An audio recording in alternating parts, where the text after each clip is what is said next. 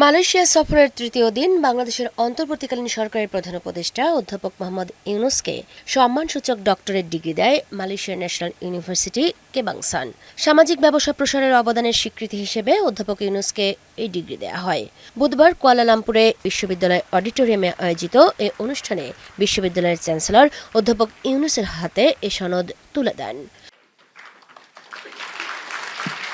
পরে তিনি শিক্ষার্থীদের উদ্দেশ্যে বক্তব্য দেন।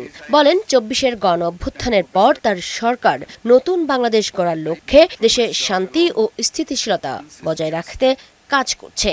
Today we are working to build a new Bangladesh.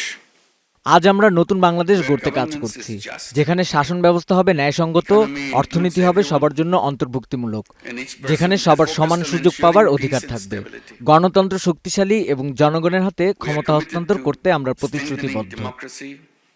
And giving power back to the rightful owners, the people of the country.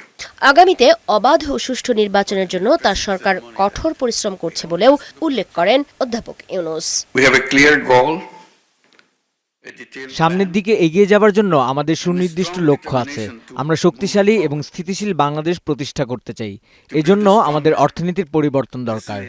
আমরা উদ্যোক্তাদের সহায়তা চাই, বিশেষ করে বিনিয়োগ, শিক্ষা ও প্রযুক্তিতে। সেটা আঞ্চলিক ও বৈশ্বিকভাবে হতে পারে। আমরা কঠোর পরিশ্রম করছি যেন সামনের বছর ফেব্রুয়ারিতে একটি অবাধ, সুষ্ঠু ও স্বচ্ছ নির্বাচনের মাধ্যমে দেশের মানুষের জন্য প্রকৃত প্রতিনিধির কাছে ক্ষমতা হস্তান্তর করতে পারি। So that power is handed over to the true representatives of the people. বাংলাদেশের সঙ্গে মালয়েশিয়ার দ্বিপাক্ষিক সম্পর্ক আরও গভীর করার আগ্রহ জানান প্রধান উপদেষ্টা।